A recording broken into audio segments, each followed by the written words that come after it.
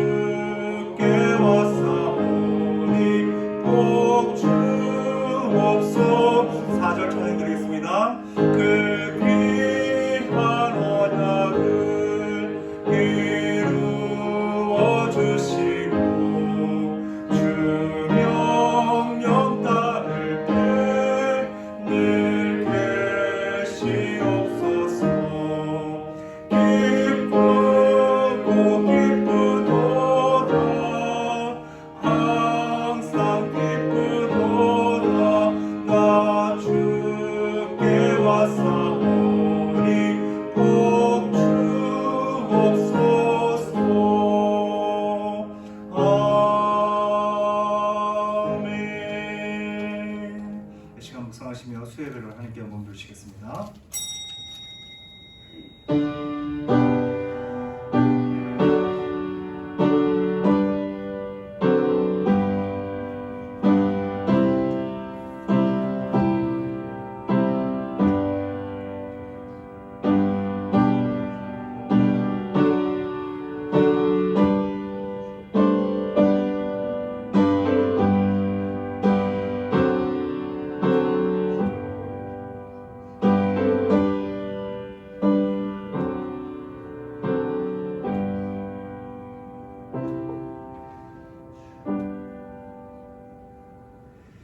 만군의 구주 하나님, 코로나의 재확산과 호우주의보 가운데서도 예배를 사모하는 주님의 백성들이 주 앞에 나왔습니다.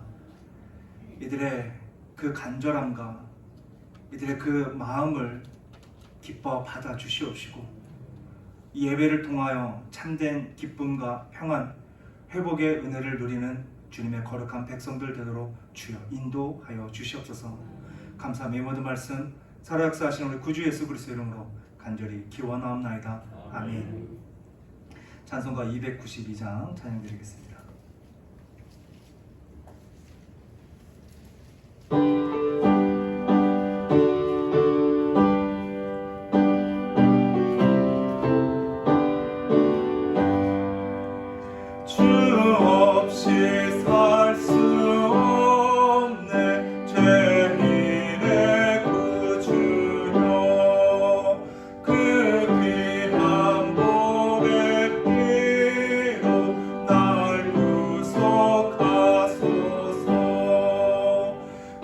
구주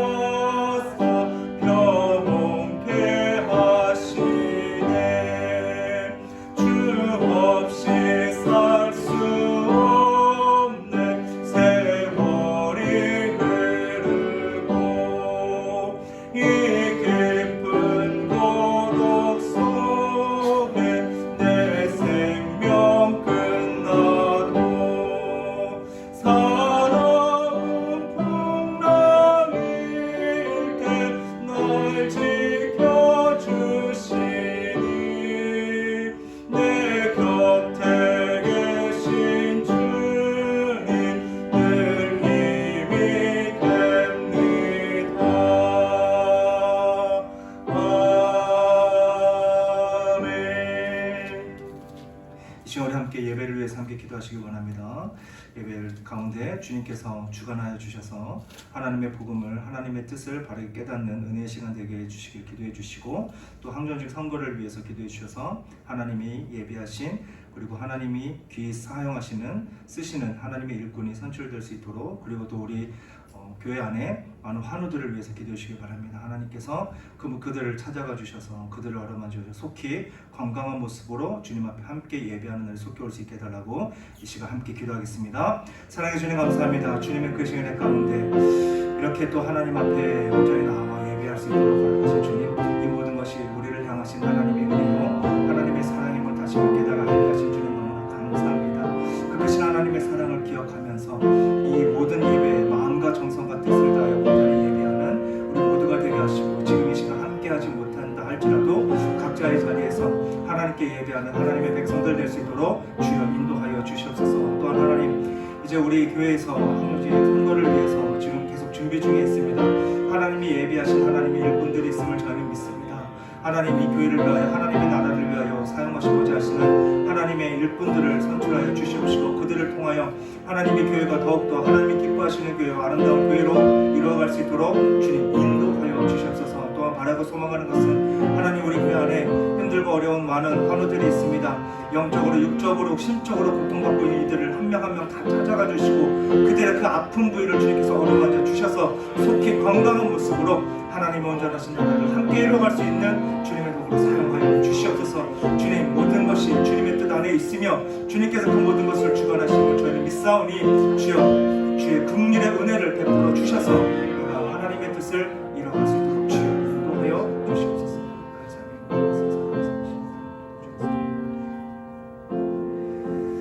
사랑해 주님 감사합니다. 주님의 크신 은혜 가운데 날마다 하나님의 선하신 은혜를 베풀어 주시옵시고, 그 긍휼의 은혜를 통하여 주님 앞에 주님의 백성으로서 감사와 기쁨을 누리게 하신 주님 너무나 감사합니다. 저희들 주님 앞에 나오기 위하여 마음과 정성과 뜻을 다하여 나옵니다. 주님, 이 마음을 기뻐 받아 주시옵시고, 이 마음을 통해 홀로 영광 받아 주시옵소서. 또한 하나님, 우리의 삶 가운데 예배가 끊이지 않도록 하여 주시옵시고, 이 예배를 통하여 우리의 삶이 회복되게 하시며 우리의 신앙이 더욱 깊이 하나님과 동행할 수 있도록, 하나님과 깊은 교제를 이룰 수 있도록 주여 인도하여 주시옵소서. 바라고 소망하는 것은 하나님의 일꾼들이 온전히 선출되는 시간 될 수 있도록 주여 인도하여 주시고, 주님이 예비하신 곳, 주님이 계획하신 그 뜻에 온전히 이루어가는 주님의 도구들이 선출될 수 있도록 주여 인도하여 주시옵소서. 또한 하나님, 환우들이 있습니다. 하나님, 이들을 기억하여 주시고, 이들을 찾아가 주시고, 이들과 동행하여 주시고, 이들의 그 아픈 부위를 주님께서 어루만져 주셔서 하나님께서 늘 함께 하시며 나를 통하여 지금도 하나님께서 역사하고 계신다라는 사실을 깊이 깨닫고, 그 은혜 가운데 주님을 부르시며 찬송할 수 있는 주님의 백성들 될 수 있도록 주여 인도하여 주시옵소서.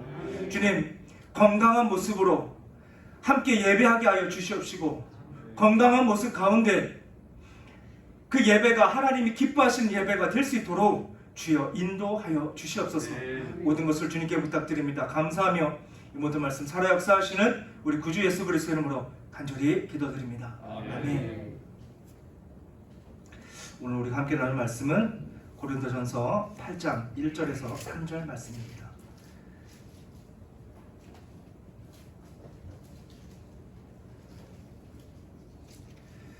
고린도전서 8장 1절에서 3절.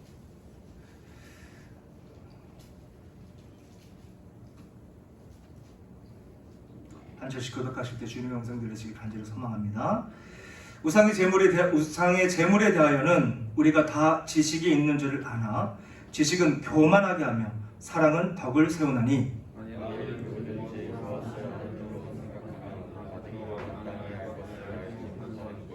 3절 우리 함께 읽겠습니다. 또 누구든지 하나님을 사랑하면 그 사람은 하나님도 알아주시느니라. 아멘.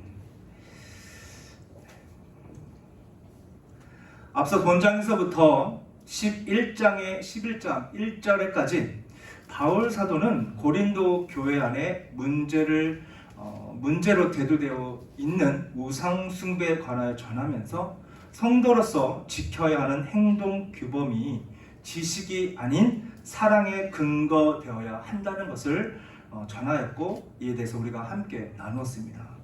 이와 같은 근거로 본문을 통해 왜 사랑이 우선시 되어야 하는지에 대하여 이 시간 함께 나누고자 합니다. 먼저 1절을 보면 우상의 제물에 대하여는 이라고 시작하고 있음을 볼 수 있죠. 그런데 고린도전서를 유심히 보면 모두 이런 식으로 무엇에 대하여 라는 말로 시작하는 것이 있음을 알게 됩니다. 먼저 7장 1절을 보면 너희의 쓴 말에 대하여 라고 말하면서 음행 문제를 다루고 있고, 12장 1절에서는 형제들아 신령한 것에 대하여 라고 말하면서 성령의 은사에 관하여 다루고 있는데, 이처럼 어떤 주제를 다룰 때 무엇에 대하여 라고 나타나고 있다는 것을 알 수가 있습니다. 이것을 통해 본문에서 주제로 담고 있는 것이 있다면 바로 우상 제물에 대한 주제를 전하고 있다는 것을 예측해 볼 수가 있죠. 그런데 본문을 더 자세히 들여다보면 우상 제물을 먹느냐 못 먹느냐의 싸움이 아니라 지식이냐 사랑이냐라는 문제에 대하여 강조하고 있다는 것을 볼 수가 있습니다. 이와 같은 상황을 볼 때 본문에서 전하는 신앙 규범과 그 기준의 가장 중요한 원리가 사랑이라는 것을 우리는 예측해 볼 수가 있죠. 그러나 본문을 통해 알 수 있듯 고린도 교인들이나 일반적인 성도들인 우리의 생각은 어떨까요? 대체적으로 신앙적인가 아니면 지식적인가에 우리는 초점을 맞추어 생각하고 판단한다는 것입니다. 쉽게 이것이 신앙적으로 죄인가 아닌가, 무엇이 옳은가 무엇이 잘못된 것인가에 우리는 초점을 맞추거나 우리가 알고 있는 지식적 아니면 율법적으로 옳고 그름에 대하여 판단하고 생각하는 경우가 너무나 많이 있음을 우리의 삶을 통해 확인할 수가 있습니다. 그러나 성도가 사랑이 있느냐 또는 우리의 삶에 아니면 성도들의 삶에 유익한가에 초점을 맞추어 생각하지 않는다면 그에 대한 판단과 결론은 모두 틀렸다라는 것을 우리는 알아야만 할 것입니다.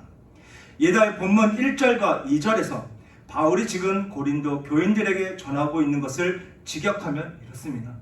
너희가 무엇을 알고 있다고 생각한다면 아직도 알고 있는 것이 아니다 라고 전하고 있죠. 그들의 문제에 마치 바울은 비수를 꽂듯 전하고 있는 것입니다. 너희가 다 아는 것 같아? 아니, 너희는 아무것도 알지 못하고 있어 라고 전하고 있죠. 자, 요즘 젊은 친구들이 흔히 행하는 실수 중에 하나는 팩폭이라는 것이 있습니다. 그냥 있는 그대로 보여주는 그대로 거르지 않고 직설적으로 말하는 것을 팩트를 폭격하다를 줄여서 팩폭이라고 얘기를 하죠. 대체적으로 요즘 젊은 친구들은 극단적인 이기주의 사상으로 똘똘 뭉쳐 있어서 상대방의 기분이나 상황에는 전혀 신경을 쓰지 않고 자신들이 보는 일부분이 마치 전부인 것처럼 아무 생각 없이 자신이 옳다고 그것이 진리라고 얘기하는 경우가 너무나 많이 있습니다. 가령 우리 성도님들 중에서 건강상의 문제나 가정사로 인해 안색이 안 좋거나 얼굴이 퉁퉁 부어서 교회 나올까 말까 고민한 상황에서도 그래, 교회에 나와서 예배 드려야지 하고 나올 수가 있습니다. 그러면 대체적으로 우리들은 어디 편찮으신가? 아니면 요즘 많이 힘드신가? 라고 생각하게 됩니다. 내 생각, 내가 바라보는 관점에서 생각하는 것이 아니라 상대방의 입장에서 무슨 문제가 있겠거니? 라고 생각을 하며 점심을 같이 먹고 좀 그를 위로하는 차원에서 그에게 다가가던가 아니면 그를 배려하는 마음 가운데 더 편히 쉴 수 있는 조건을 만들어주게 됩니다. 그런데 요즘 젊은 친구들은 그와 같은 모습을 보게 된다면 이 사람이 힘들구나, 이 사람이 어려운 상황에 처해 있구나 라는 생각보다 그냥 있는 모습 그대로를 바라면 왜 이렇게 얼굴이 부었어? 뭐야, 어제 라면 먹었어? 라고 직설적으로 말을 하거나 아니면 그렇지, 너 어제 또 게임했지? 밤새 게임했지? 밤새 핸드폰 봤지? 라고 얘기를 하는 경우가 너무나 많이 있다는 것이죠. 이처럼 상대방의 상황에 대해 전혀 생각하지 않고 자신이 알고 있는 지식적인 입장만을 그냥 있는 그대로 직설적으로 표현을 하게 되는 것입니다. 마치 그것이 전부를 다 알고 있는 거죠. 자신이 알고 있는 것이 사실인 마냥 몰아세우는 경우도 있음을 우리는 보게 되죠. 우리의 신앙생활도 이와 같은 경우의 모습들이 보여질 수가 있습니다. 알다시피 신앙은 맹종도 아니고 확실한 방법을 모르는 채 우여곡절 끝에 실마리를 찾아가는 것도 아닙니다. 그럼에도 성도들은 아는 것에 대하여 말 좀 해봐라 라고 얘기하면 유창한 말솜씨로 전하지 못하는 것이 성도들의 현실이죠. 그냥 대강 아니면 대충 설교 시간에 듣고 특강이나 성경 공부 시간에 어깨너머로 들은 것을 토대로 얼버무리듯 말을 하는 자신의 신앙을 고백할 때가 있습니다.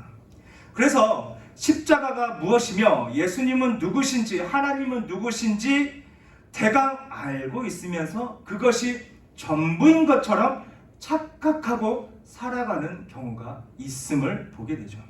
그러나 성도라면 하나님이 누구신지와 그 하나님께서 계시는지 안 계시는지 우리는 분명히 그것을 알아야만 할 뿐만 아니라 우리가 누구이고 우리가 어떠한 존재라는 것을 분명하게 알고 있어야만 할 것입니다.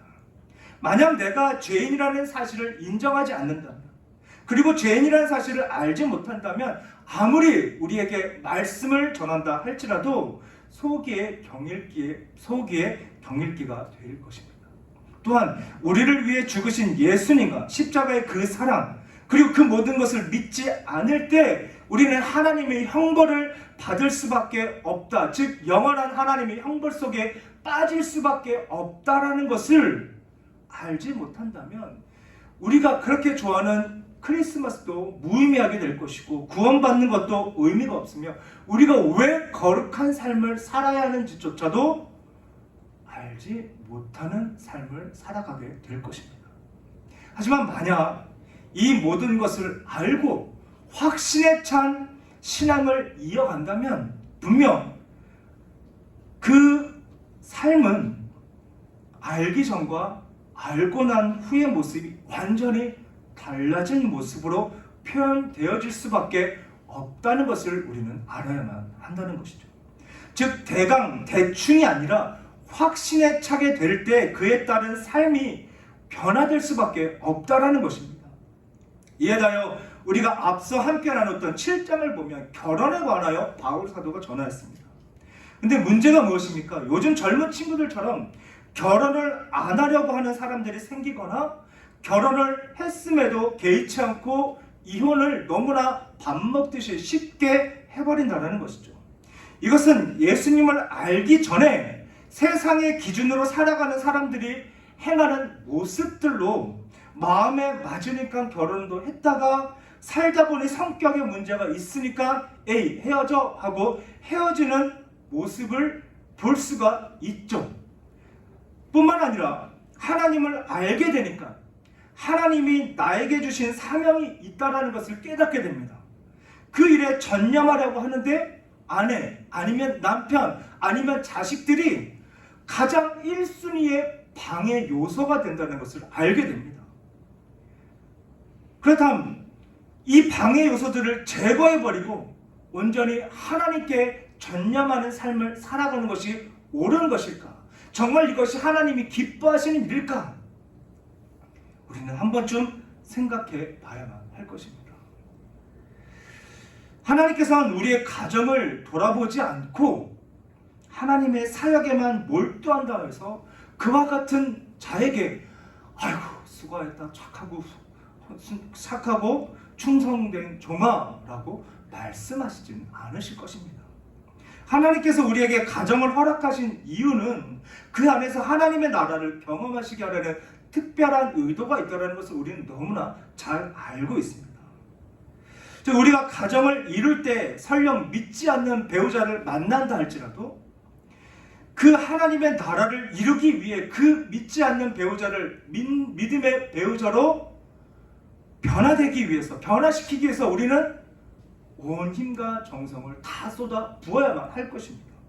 또한 신앙의 갈등이 생긴다면 이것이 마치 내 일의 방해 요소로서 제거해 버려야지 라고 제거해 버리는 것이 아니라 하나님의 말씀을 기준으로, 하나님의 사랑의 기준으로 서로 섬기고 헌신하고 희생하면서 서로 조율해가고 서로 위로해주고 서로를 위해주는 삶을 살아가는 것이 하나님이 기뻐하시는 삶이라는 것을 우리는 너무나 잘 알고 있습니다. 이것이 지식으로만 살아가는 것이 아니라 그 안에 하나님의 사랑으로 모든 관점을 바라보고 행함으로 옮기는 결과라는 것을 우리는 알아야만 한다는 것이죠. 즉 지식적으로 살아가는 것은 그냥 있는 모습 그대로 보여지는 그 모습 그대로를 행하는 것, 그리고 하나님을 알지 못했던 모습 그대로 그냥 행하는, 이혼하든 아니면 마음에 안 맞아 헤어지든 그렇게 사는 것은 그냥 지식적인 사람, 지식적인 삶의 모습이었다는 것이죠. 그렇다면 여기서 우리가 한 가지 더 생각해 볼 것은 사랑만 있으면 지식은 필요가 없는 것인가? 라는 문제죠.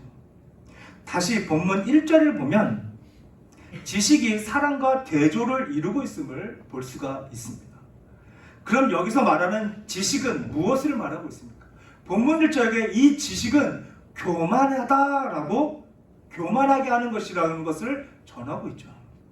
다시 말해서 지식이 필요하지만 사랑이 없는 지식은 교만한 것이고 쓸모없는 것이다 라고 바울은 우리에게 전하고 있습니다.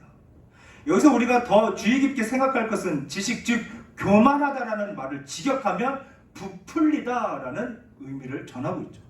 다시 말해서 본문에서 전하고 있는 이 지식은 과장되어 있는 것으로서 이와 같은 지식만 있으면 다른 그 무엇도 필요가 없다고, 최고라고 생각해서 다른 부풀려져 있는 상태인 것입니다.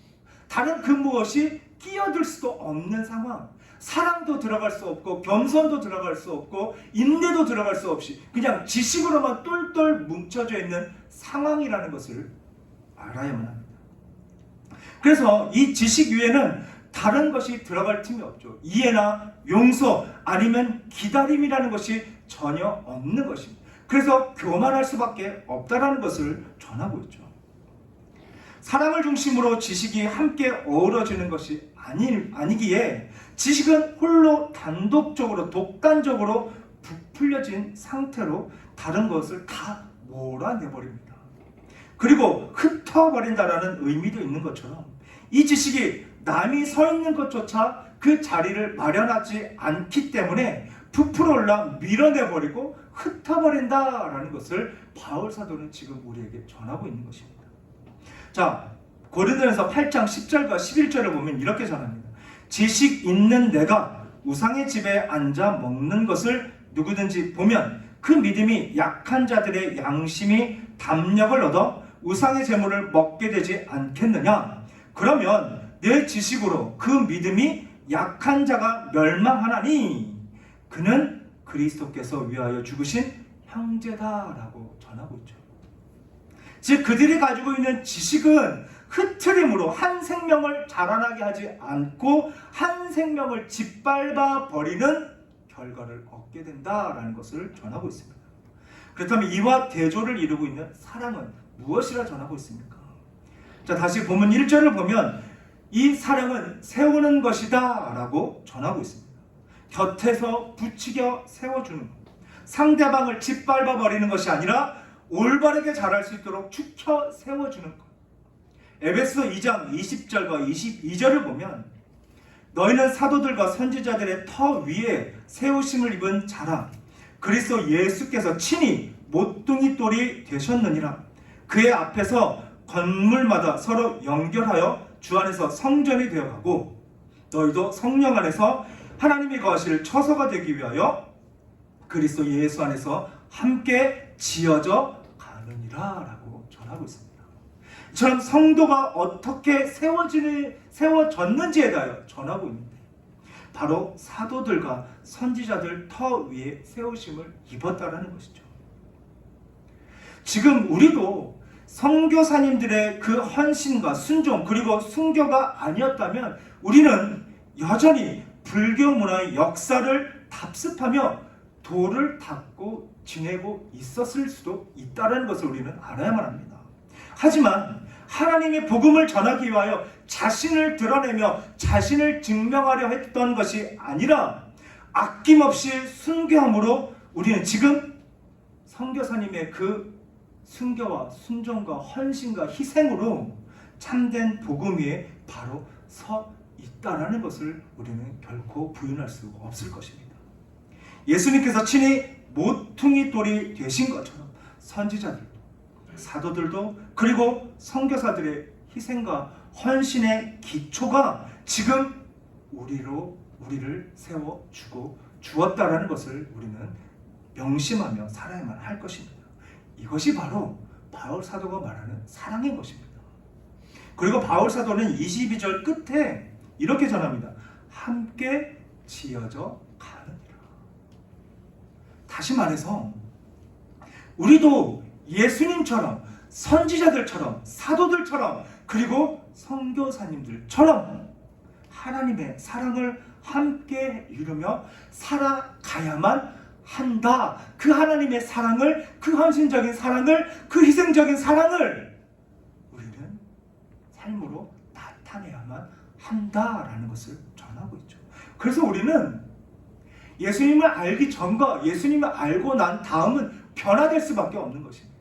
예수님을 안다면 이 희생과 이 헌신과 이 순교를 안다면 우리의 삶은 변화된 모습으로 살아갈 수밖에 없다라는 것이죠. 그럼에도 불구하고 일반적인 성도 즉 우리들은 어떻습니까? 사랑을 배제하고 눈에 보이는 결과물을 우선시하며 살아가거나 지식이나 과학처럼 무엇인가를 제시하지 않으면 믿으려 하지 않는 모습들을 종종 보게 됩니다. 우리의 신앙은 지식이나 과학처럼 이렇다 할 근거를 분명하게 제시할 수 없다는 것을 우리는 너무나 잘 알고 있습니다. 즉 기독교란 이런 것이다 라고 그 누구도 명백하게 말할 수 없을 것입니다. 만약 기독교란 이런 것이다 라고 얘기하면 그에 대한 의문점 그리고 그에 대한 논리의 논리를 제기하면서 싸움만 일어나게 될 것입니다. 성경을 통해 우리는 기독교는 이런 것이다 라고 단정 지을 수 없다는 것을 너무나 잘 확인할 수가 있죠. 성경을 일독을 했다고 해서 성경을 다 알 수 없는 것도 마찬가지입니다.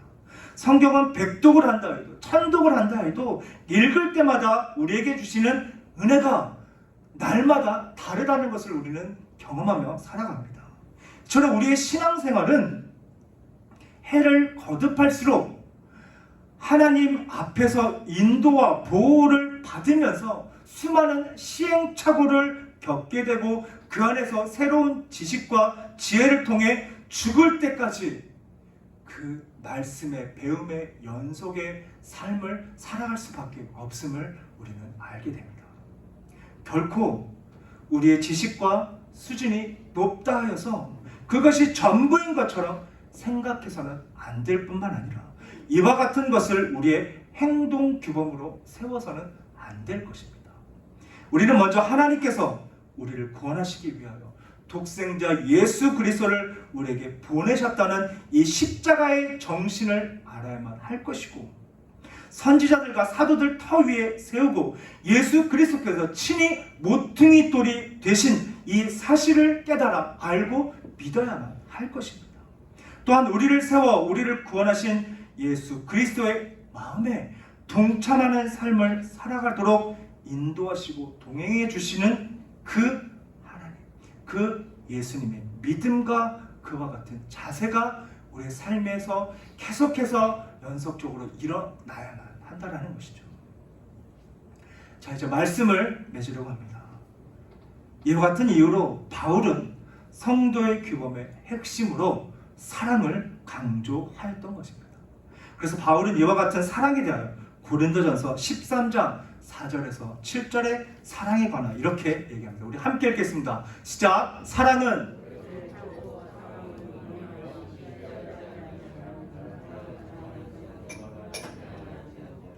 물에 행하지 아니하며 유익을 구하지 아니하며 성내지 아니하며 악한 것을 생각하지 아니하며 불의를 기뻐하지 아니하며 진리와 함께 기뻐하고 모든 것을 참으며 모든 것을 믿으며 모든 것을 바라며 모든 것을 견디느니라. 아멘. 성도가 지켜야 하는 사랑, 즉 십자가의 정신에 대하여 우리에게 전하고 있는 것이죠. 이와 같은 사랑을 알아야 본문 3절에서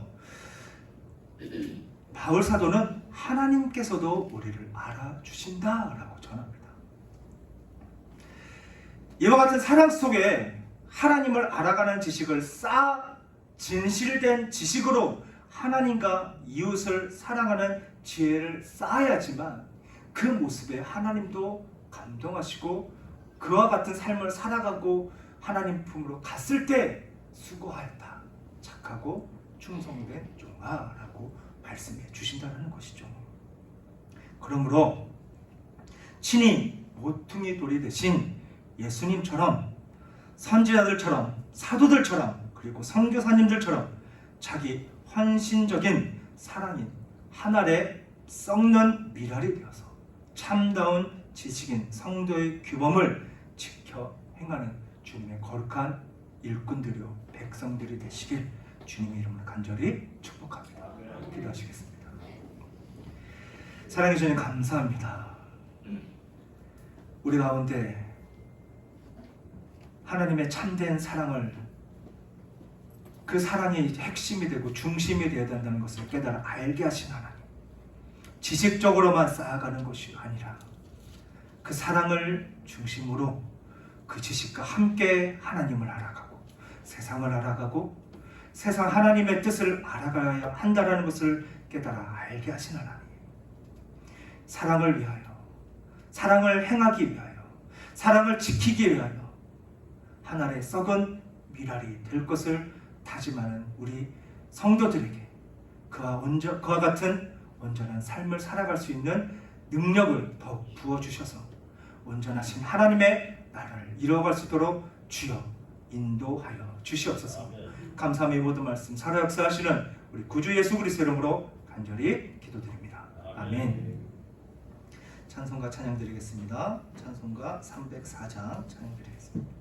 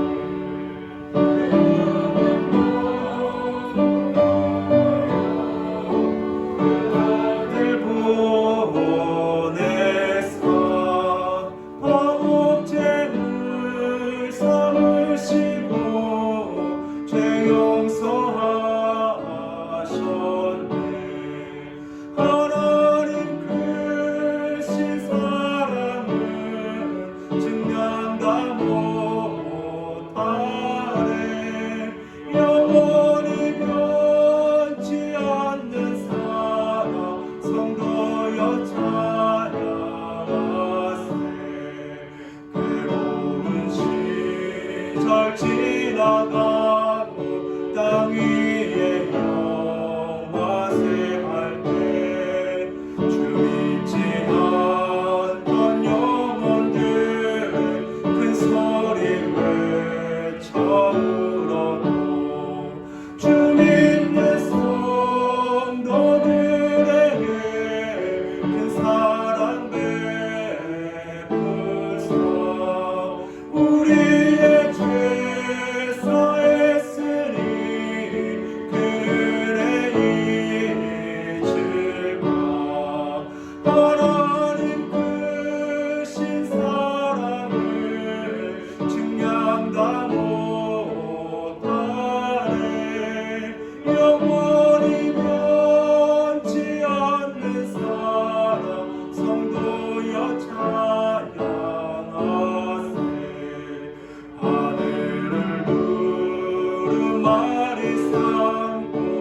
바다를 먹물 삼아도 한없는 하나님의 사랑 다 기록할 수 없겠네. 하나님의 크신 사랑 그 어찌 닿았을까. 저 하늘 높이 쌓고 채우지 못하니 하나님 크신 사랑은 다 못하네. 영원히 변치 않는 사랑 성도여 찬양하세. 교회에서 신학교 나누겠습니다. 여름 성경학교 유치부 여름 성경학교가 7월 16일부터 17일 새롭게 하시는 예수님이라는 주제로 드립니다. 위를 위해서 기도해 주시기 바랍니다. 전반기 회계장부 감사가 있습니다. 각 위원회 교육기관 찬양대 회계장부를 7월 17일 주일까지 사무실로 제출해 주시기 바랍니다. 나머지는 주보를 참고해 주시기 바랍니다. 사랑해 주님 감사합니다. 주님의 크신 내 가운데 또 이렇게 주님께서 주신 것 아낌없이 주님 앞에 드리며 드린 이 헌물을 기억하여 주시옵시고 그 마음과 정성을 기뻐 받아 주시옵소서. 또한 이 예물을 통하여 주님께서 예배하신 곳에 온전히 쓰임받는 예물이 되게 하여 주시옵시고 또 예물과 함께 작은 소원 주님 앞에 드릴 때 그 모든 소원 주님 기뻐 받아 주시며 주님이 예배하신 그때 그 모든 소원이 온전히 이루어질 수 있도록 주여 인도하여 주시옵소서. 더 바라고 소망하는 것은 하나님 여러 가지 제목으로 주님 앞에 드려지는 헌물을 주님 기억하여 주사 더 많은 것으로 드릴 수 있도록 주님께서 아낌없이 풍성히 채워주시옵시고 주님께서 채워주실 거라는 확신을 가지고 주님 앞에 있는 모든 것을 다 내어드리는 주님의 거룩한 백성들 될 수 있도록 주여 인도하여 주시옵소서. 지금은 우리 주 예수 그리스도의 은혜와 하나님의 극진하신 사랑과 이 모든 진리를 깨달아 믿고 순종하며 충성을 다하도록 인도 보호하시는 성령 하나님의 교통 충만하신 역사가 지식에 의지하는 신앙이 아니라 친히 모퉁이 돌이 되어주신 주님의 사랑을 본받아 하나님의 미랄이 되어 헌신적이고 희생적인 사랑으로 살아갈 것을 다짐하고 각자의 삶 속에 나아가는 성도들과 그의 가정과 사업 위에 그리고 온전한 예배와 교제를 회복하길 원하는 교회 위에와 세계 열방 위에 지금으로부터 영원토록 함께 있을지어다. 아멘.